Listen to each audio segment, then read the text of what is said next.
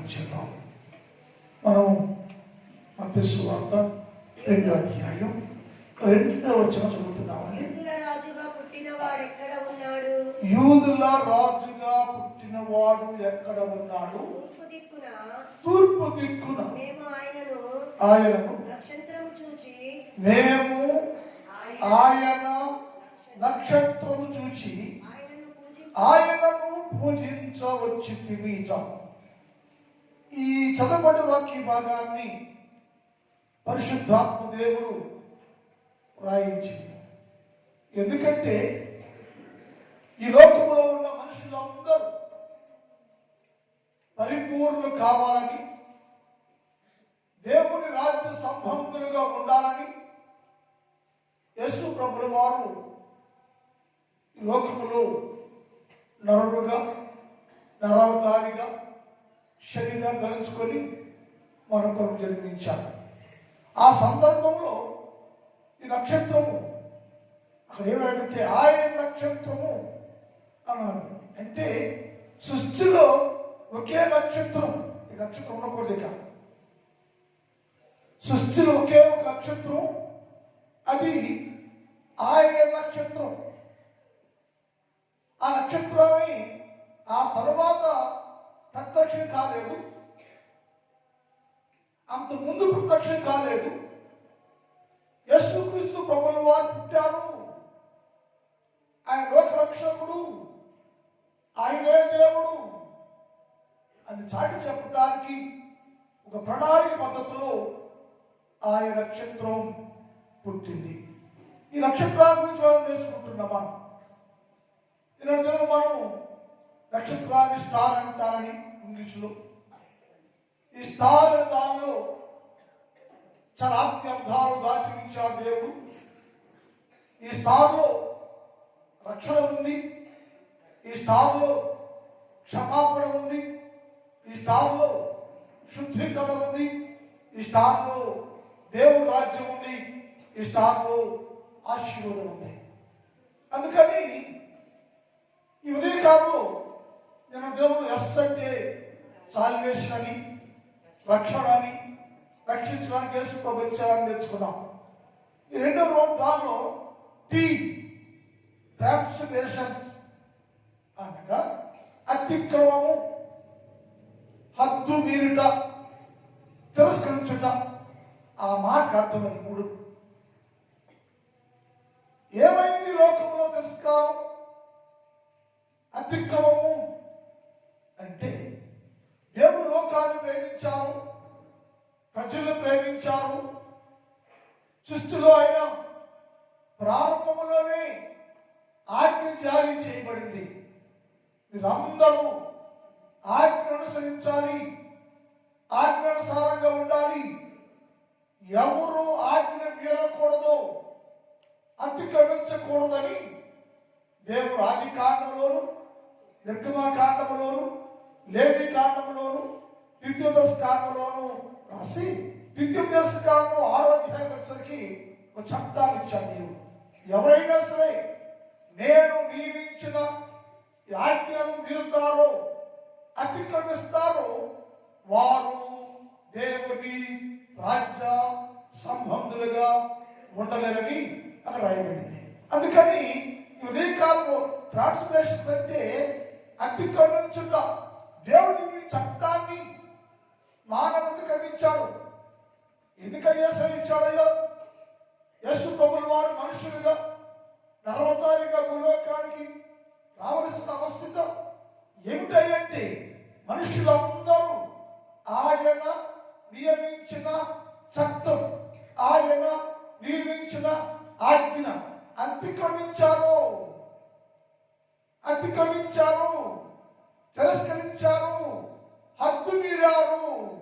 అందుకని హద్దు మీర లోకంలోని తిరస్కారం చేసిన మనుషులందరినీ, అతిక్రమించారు మనుషులందరూ, వారందరికీ క్షమాపణ కలుగు చేసి వారందరినీ దేవుని రాజ్య సంబంధిగా చెయ్యాలని యేసు ప్రభుల వారు ఈ లోకంలో జన్మించారు. ఎవరు అతిక్రమించారు, ఆయన అతిక్రమే పాపం. ముందరకు వెళ్దాం. ద్వితీయోపదేశకాండం 6వ అధ్యాయం 2వ వచనాన్ని 6వ వచనం అంతా తెలిసి మాటది. నీ దేవుడే 2వ వచనం, నేను నీకు ఆజ్ఞాపించు ఆయన కట్టుబాట్లన్నిటినీ ఆజ్ఞలన్నీ నీ దినములన్నింటిను గైకోనాలి. ఏంటంట? నేను ఆజ్ఞాపిస్తున్నాను. మనుషుడు, మానవుడు, ఇశ్రాయేలీయులారా, మీరందరూ నా ప్రజలే, నా జనులే. నా ప్రజలైతే, నా జనులైతే మీరందరూ ఏం చేయాలంటే నేను నియమించిన ఆజ్ఞను జీవితకాలం అంతా అనుసరించాలి, పాటించాలి.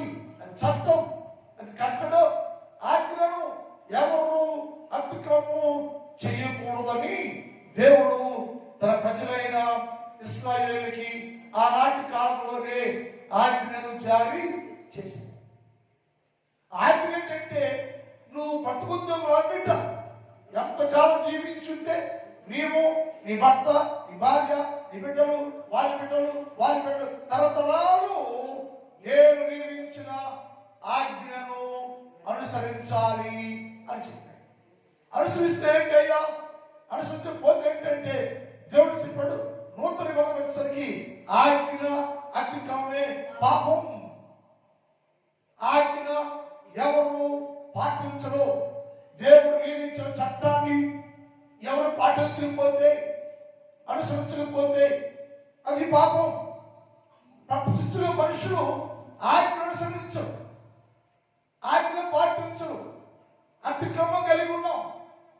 ప్రార్థన చేస్తాం. ప్రపంచంలో ప్రతి వ్యక్తి మతాలు, అనేక మతాలు, హిందూ చట్టంలో వారికి రూల్ ఉంటుంది, ముస్లిం చట్టంలో వారికి రూల్ ఉంటుంది. ఏ చట్టమైనా ఏంటంటే ఎవరైనా సరే మనుషులు అనేవారు దేవుని చిత్తంలో ఉండాలి, చట్టాలు చేయాలి, ఆజ్ఞలో పడాలి అని. అయితే మనిషి ఏమైపోయాడు అంటే రాను రాను రాను దేవుణ్ణి పక్కన పెట్టారు, దేవుని ఆజ్ఞను పక్కన పెట్టేశారు. ఆజ్ఞను అతిక్రమించి మానవుడు జీవిస్తున్నాడు. ఇది పాపం. సృష్టిలోని ప్రతి మనుషుడు ఆజ్ఞను తిరస్కరించి, ఆజ్ఞను అతిక్రమించి జీవిస్తున్నందువల్ల దేవుడే మానవాకారంలోకి భూలోకానికి రావలసిన అవశ్యకత ఏర్పడింది. మనుషుడుగా ఉండి దేవుడు వైపు చూస్తూ, దేవ చట్టమించవే నాకు, ఆజ్ఞించవే నాకు, ఆజ్ఞని జారీ చేశారు, ఆజ్ఞ మీరయ్యో, మీ ఆజ్ఞలకు నిలబడతానయ్యో, లోబడి ఉంటాను, మీ ఆజ్ఞను నియమిస్తాను అంటే బాగుండేది. ఎప్పుడైతే మనుషుడు ఆజ్ఞను అతిక్రమించాడో, ఆజ్ఞ మీరాడో, లేక ఆజ్ఞ అతిక్రమం కలిగి బైబిల్లో మార్చు 1 యోహాను పత్రిక 3వ అధ్యాయం 4 చూద్దాం. 1వ యోహాను పత్రిక 3:4. పాపము చేయి ప్రతివాడును ఆజ్ఞ అతిక్రమించాడు. సృష్టిలో ప్రతి మనుషుడు, సృష్టిలో ప్రతి మానవుడు, రక్త మాంసమైన ప్రతి మనుషుడు పాపి అయిపోయాడు. పాపం చేస్తున్నారు, పాపంలో ఉన్నారు, పాపంలో పేరు కలిగి ఉన్నారు, పాపి అని పేరు కలిగి పాపంలో జీవిస్తున్నాం. అందుకు కారణం ఏంటంటే, మనిషి ఆజ్ఞ అతిక్రమించాడు. ఆజ్ఞ అతిక్రమమే పాపం. ఎవరైతే దేవుని ఆజ్ఞను అతిక్రమిస్తే అది పాపం. ఇక్కడే ఉండమ్మా, ఇక్కడే ఉండయ్యా అని చెప్పాడు. ఇది తిను, దినమున నీవు నిశ్చయముగా చంచదు అని చెప్పి ఆజ్ఞాపించాడు. కానీ వారు ఆజ్ఞను మీరను, ఆజ్ఞ అతిక్రమించరు. ఎందుకు అతిక్రమించావా ఆజ్ఞ? అమ్మమ్మ ఎందుకు అతిక్రమించు ఆజ్ఞ అంటే దేవుని మాట కంటే అపవాది భాష, అపవాది మాట శ్రేష్టంగా ఉండేను. అందువలన వాడు దానిని అతిక్రమించారు, హద్దు మీరారు. ఇక్కడ హద్దులో ఉండాలి మీరు అని చెప్పి చుట్టూ ప్రాకారం పెట్టాడు. వారు హద్దు మీరి, వారి హద్దులు వారు వండుకోకుండా హద్దు మీరి బయటకు వచ్చారంటే, హద్దు మీరారంటే ఆజ్ఞ అతిక్రమం జరిగింది. అది పాపంగా మారింది. దేవుడు అంటే ఎవరైతే అతిక్రమించాడో, నా ఆజ్ఞను అతిక్రమించిన అందరూ పాపులే కాబట్టి పాపికి పరలోక రాజ్యంలో ఏదైనా తోటలో ఉండే అర్హత, హక్కు లేదు అని బయటికి నెట్టేశాడు. ఈ నెట్టేబడి అక్కడి నుంచి నేటి వరకు ప్రతి మనుషుడు ఆజ్ఞ అతిక్రమము చేస్తూనే ఉన్నాడు. ప్రతి మనుషుడు దేవుడు నియమించిన ఆజ్ఞను అతిక్రమించి హద్దు మీరి నా ఇష్టం దేవుడు శిక్ష ఇస్తే అప్పుడు చూద్దామని అనుకుంటున్నాడు తప్ప ఏ మనుషుడు కూడా ఆజ్ఞకు లోబడిన వారు కాదు. ఆ రాజైనా, మంత్రైనా, నేనైనా, నీవైనా, ఎవరైనా సరే ప్రతి మనుష్యుడు ఆజ్ఞను మీరాడు, అతిక్రమించాడు. క్రైస్తవులారా, విశ్వాసులారా, 100 ఏళ్ళగా క్రైస్తవ క్రిస్మస్ ఆరాధన చేస్తారా? ఈ క్రిస్మస్ ఆరాధనలో పాల్గొని క్రైస్తవ నామకరణ కలిగి ఉన్న మనం ఆజ్ఞ అతిక్రమించావా? ఆజ్ఞానుసరంగా ఉన్నావా? ఆజ్ఞ అతిక్రమించాలంటే, ఆజ్ఞను పాటించాలంటే అతిక్రమం మన జీవితాల్లో ఉందంటే ఎప్పటికీ క్రైస్తవుడు కాలేమో.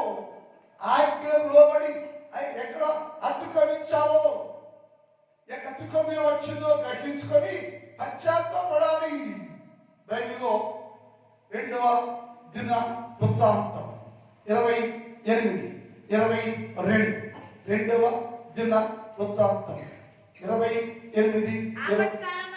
ఆపత్కాలమందు అతడు యెహోవా దృష్టికి మరీ అధికముగా అతిక్రమము చేశాను. అట్లు చేసిన వాడు ఈ ఆహాబు రాజే కదా. ఆహాజు రాజే కదా. నేను రాజును కదా, నాకు రాజాధికారం ఉంది కదా, నేను ఏం చేసి సరిపోదనుకున్నాడు. ఆహాజు రాజు అతనికి ఆపద వచ్చింది. ఆపదలో కూడా, కష్టంలో కూడా అతడు దేవుని ఆజ్ఞకు అనుసరించిన వాడు కాదు. అది ఆపద కాలమందు అతడు యెహోవా దృష్టికి మరి అధికముగా అతిక్రమించాడు. అంటే పాపం అంతా కూడా పట్టుకున్నాడు. అందుకని పాపి అయిపోయాడు. అది రహస్యం చేయలేదు కానీ, ఇక బయట పాపం చేయలేదు కానీ దేవుని ఆజ్ఞ అతిక్రమించాడు కాబట్టి అతను పాపిగా మార్చబడ్డాడు. దేవుని దృష్టికి బహు గొప్ప అతిక్రమాన్ని జరిగించాడు రాయబడి ఉంది. మనము కూడా చిన్నదే కదా అని అతిక్రమిస్తే దాన్ని పాటించకపోతే, నిష్ఠానుసారంగా ఉంటే దాన్ని హద్దు మీరటం అంటారు. మన కుటుంబాల్లో కూడా పిల్లలు ఏదైనా తప్పు చేస్తే మీరు హద్దు మీరుతున్నావేంట్రా, హద్దులో ఉండు అంటే తల్లిదండ్రులు మనం. మరి దేవుడి బిడ్డలు మనం హద్దు మీరేసి, చట్టం మీరేసి, నీ హద్దులను వండుకోకుండా నిష్ఠానుసారంగా ప్రవర్తిస్తుంటే ఏమయ్యావంటే పాపాత్మలు, ఆజ్ఞను అతిక్రమించావు కాబట్టి ఉదయం దృష్టిలో నువ్వు పాపిగా ఉన్నావు అంటే అలా అందరూ అతిక్రమించి ఆజ్ఞ తీరిపోతుంటే ఆయన మాట మాట్లాడతాడు. అదే అధ్యాయం 24 అధ్యాయం 20 చూద్దాం. 24:20. అప్పుడు దేవుని ఆత్మ యాజకుడకు యెహోయాదా కుమారుడైన జకర్యా మీదకి రాగా అతడు జనుల బట్టి ఎవరు ఉంటాడు? ఇశ్రాయేలీయులు, దేవుని ప్రజలు, ఆజ్ఞను పొందినవారు, ఆజ్ఞానుసారంగా ఉండాలి అని అనుకునేవారు, దేవుని చేత ఎన్నిక చేయబడిన ప్రజలు, దేవుని చేత దీవెనలు పొందే ప్రజలు, దేవుని పేరు పెట్టబడిన ప్రజలు ఇశ్రాయేలీయులు అందరూ అతిక్రమించారు.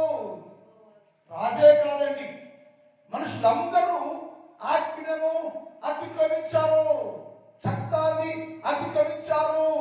దేవుడు చెప్పాడు, నా కుమారుడు యాజకుడా నిలబడయ్యా, నీ పైన ఆత్మ నింపుతున్నాను నేను.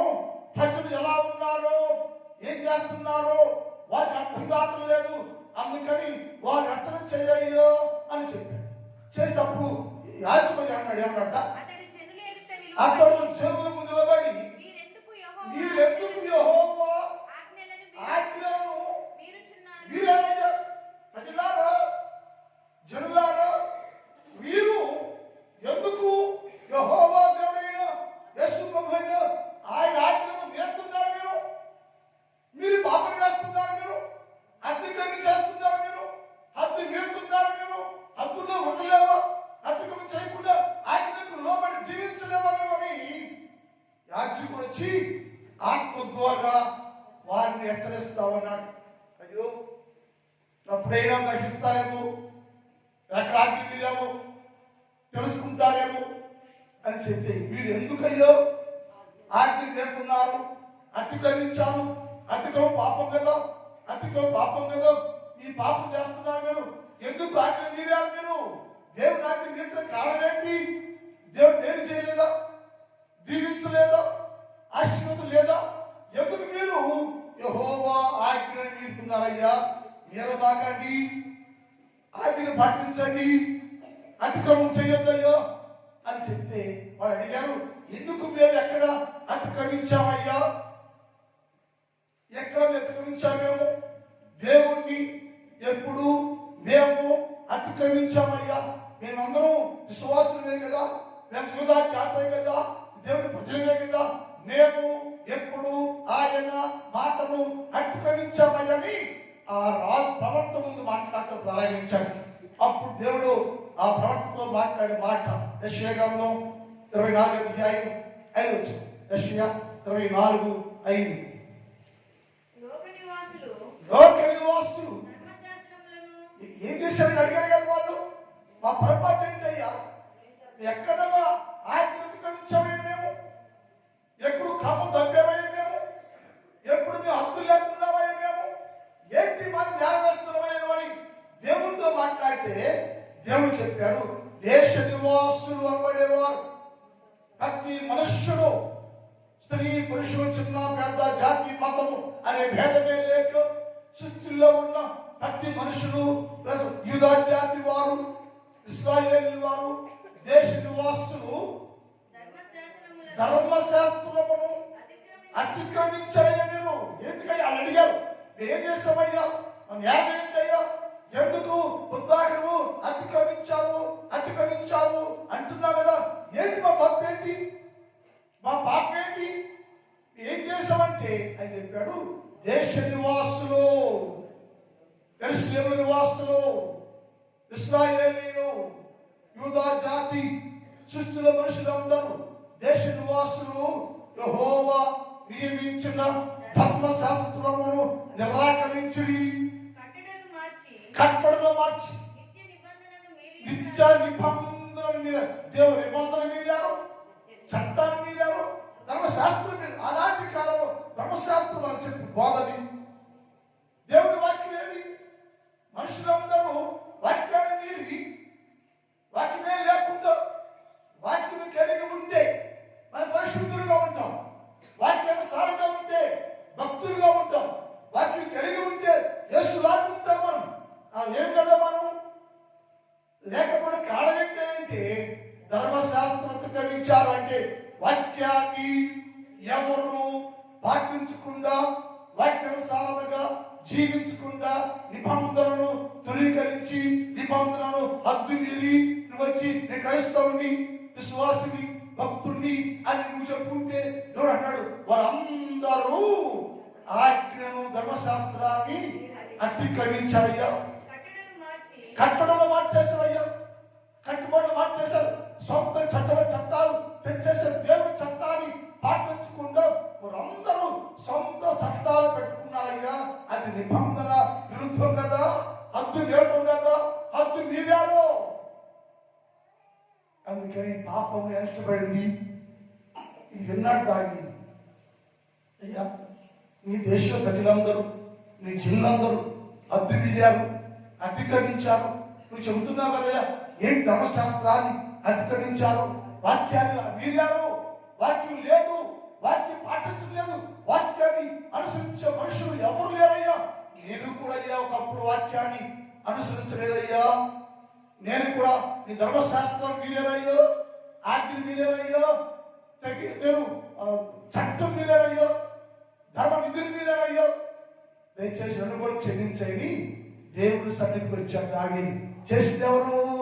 ఇశ్రాయేలు అందరూ, దేశ నివాసం అందరినీ హెచ్చరిస్తా ఉంటే ఆ దేశానికి రాజుగా ఉన్నటువంటి దావీదు అంటాడు, నేను రాజుని కదయ్యా, ఒకవేళ నేను అహంకారంతో ఆజ్ఞనేమో, అహంకారంతో ఆజ్ఞను అతిక్రమించనేమో, హద్దు దాటానేమో, అయితే క్షమించని ఆయన వచ్చి దేవుని సన్నిధిలో ప్రజల పక్షంగా, ఆయన పక్షంగా, వ్యక్తిగతంగా ఆయన పశ్చాత్తాపడటం ప్రారంభించాడు. చూద్దాం 51వ కీర్తన 1-2 చూద్దాం. తొందర పెరిగిపోతుంది. 51వ కీర్తన 1. దేవా నీ కృప చొప్పున నన్ను కరుణించు, నీ వాత్సల్య బాహుళ్యం చొప్పున నా అతిక్రమాలయ నేను చాలా సార్లు నీ ఆజ్ఞను అతిక్రమించాను. నేను యూదుడునే, నీ రాజునే, ఎన్నిక చేయబడ్డ వాడినే, నీ కుమారునే అయినా కానీ ఒకవేళ నేను నీ ఆజ్ఞను అతిక్రమిస్తున్నానేమో, క్షమించయ్యా, నా అతిక్రమాలు నాకు తెలుసయ్యా. ఇది పశ్చాత్తాపం అంటే. నువ్వు ఏ తప్పు చేస్తున్నావో నీకు తెలుసు, నువ్వు ఏ దుర్మార్గం చేస్తున్నావో నీకు తెలుసు, ఎలా ప్రవర్తిస్తున్నావో ఎలా జీవిస్తున్నావో మనకు తెలుసు. అది కప్పుకోకుండా ఎప్పుడు కూడా మనిషి ఎలా జీవిస్తున్నావో, ఎలా ప్రవర్తిస్తున్నావో, ఏం మాట్లాడుతున్నావో, ఎలా జీవిస్తున్నావో నీకు తెలుసు కాబట్టి దాన్ని కప్పుకోకూడదు. దావీదు కప్పుకోవట్లేదు. అయ్యా నేను అతిక్రమం చేశానయ్యా, అద్భుతమేనయ్యా, క్షమించయ్యా అని దేవుని సన్నిధిలో మోకరించి ప్రార్థన చేస్తుంటే వెంటనే దేవుడు ఒక వార్తను ఆయనతో మాట్లాడాడు. యెషయా గ్రంథం 46:8 చూద్దాం. యెషయా గ్రంథం 46:8 ఆయన ఏమనంటే, అయ్యా నాటికం నా కళ ముందే పోయింది, నాటికం నాకు తెలుసు అయ్యా, ఎక్కడ అతిక్రమించాను, ఎక్కడ దూషిస్తున్నాను, ఎక్కడ ద్వేషిస్తున్నాను, ఎక్కడ అద్దు మీరాను, క్రమం పోయిందో నా ఆజ్ఞ నేను నాకు తెలుసు అయ్యా, అది నా కళ్ళ ముందే ఉందయ్యా, నా ప్రతి పాపము నా కళ్ళ ముందే ఉంది, దాన్ని తీసేయ్యా, క్షమించయ్యని ఆయన ప్రార్థన చేస్తుంటే దేవుడు చెప్పి మాట చూద్దాం. దీన్ని జ్ఞాపకం చేసుకోండి ప్రజలా, దావీదు, ఇశ్రాయేలీయులారా, ప్రజలందరూ మీరందరూ దీన్ని జ్ఞాపకం చేసుకోండి, ధైర్యంగా ఉండండి. ఎందుకంటే నువ్వు పశ్చాత్తపడతావు. ఎప్పుడు పశ్చాత్తపడుతున్నావో తండ్రి దేవుడు పశ్చాత్తాపంతో ప్రార్థన చేసే వారి ప్రతి ప్రార్థన ఆలకించి వారు క్షమించడానికి, క్షమాభిక్ష పెట్టడానికి పరలోకమున్న దేవుడు భూలోకానికి నరుడిగా, నరవతారిగా, మనుషుడిగా శరీరాన్ని ధరించుకొని నీ ముందుకు దిగి వచ్చి పుట్టాడు లోకంలో. ఎందుకని అంటే నేను క్షమించాలి. ఈ స్థానం ఏమంటే రెండోది క్షమాపణ ఉంది. ఈ స్థానంలో భాగం అంటే క్షమాపణ. దావీదు అడిగాడు, వెంటన్నాడు మీరు దాన్ని జ్ఞాపకం చేసుకోండి, ధైర్యంగా ఉండండి. అతిక్రమం చేయవాళ్ళారా, గమనించి ఎవరు చదివి మాట, ఎవరైతే భూమి మీద అతిక్రమం చేస్తూనే ఉన్నారో,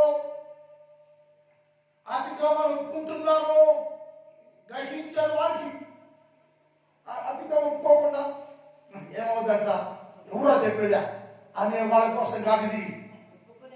ఎవరైతే నాకు తప్పు చేసినయ్యా, నేను పాపం చేస్తానయ్యా, నేను దుర్మార్గం అడ్డు దాటుతున్నాను, నా హద్దు ఏంటో పెయింట్ కదయ్యా, హద్దు నేర్చున్నానయ్యా అని గ్రహించి పశ్చాత్తాపంతో ప్రార్థన చేస్తుంటే వారు అంటాడు, అతిక్రమించేసిన వారులారా ఇది ఆలోచించండి. పూర్వకాలంలో నుంచి మీకు చెప్తున్నా, నేను పూర్వకాలం నుంచి నేను మీతో మాట్లాడుతున్నాను. ఏంటంటే నువ్వు పశ్చాత్తాపడితే, నువ్వు క్షమాపణ కోరుకుంటే నేను నీ ప్రతి అతిక్రమాన్ని క్షమిస్తాను. క్షమించటానికే నేను దిగొచ్చా, క్షమించటానికే నేను పుట్టా, క్షమించడానికే ఇలా మారిపోయాను. నేను పశు పాక వచ్చేసాను, నేను నరుడుగా మారిపోయాను, నేను నరవత నీలా మారిపోయాను. ఎందుకంటే నిన్ను క్షమించటానికి ఎత్తికమ కనబడుతుంది, ఎత్తికమ నీకుందో దాన్ని క్షమించడానికి నేను సిద్ధమైన మనసుతోటి భూలోకి దిగొచ్చాను. నేను నా పేరు యేసు, నా పేరు స్టార్. స్టార్లో రక్షణ ఉంది, స్టార్లో క్షమాపణ ఉంది. ఎవరు క్షమాపణ అంటే అతిక్రమించిన వారు క్షమాపణ, హద్దు మీరిన వారు క్షమాపణ, తిరస్కరించిన వారు క్షమాపణ. ఈ మూడు ఇవ్వటానికి నేను దిగి వచ్చా. అందుకే అందరూ తెలిసిన వాక్యమే యెషయా గ్రంథం 43:20 చూద్దాం. యెషయా 43:20. ఇప్పుడు ఇక్కడ మాట్లాడు ప్రారంభించాడు. ఆయన ఏమంటే నేను అతిక్రమాలను క్షమిస్తున్నానని చెప్పాడు. అంటూ మాట్లాడాడు, నేను ఎవరయ్యా అని మనిషి అడిగితే నువ్వు క్షమించే ఎవరయ్యా అంటే ఎవరు అన్నాడు, నేనే. అది ఆయన నక్షత్రం, అది ఆయన నక్షత్రం. ఆయన నక్షత్రం అనబడి నేనే, ఆయన నక్షత్రము అనబడే నేనే, యేసుక్రీస్తు ప్రభువుని. నేనే నా ఇష్టానుసారంగా నీ అతిక్రమాన్ని గమనించాలి. నేనే పరలోకంలో నుంచి భూలోకానికి దిగి వచ్చిన దేవుడు నేనే. నేనే ఇష్టపూర్వకంగా, నా హృదయపూర్వకంగా నీ అతిక్రమాన్ని, నీ పాపాన్ని తుడిచివేయడానికి వచ్చాను. నేను నీ అతిక్రమాన్ని నాకు తెలుసు, నీ అతిక్రమం ఏంటో నీకు తెలుసు.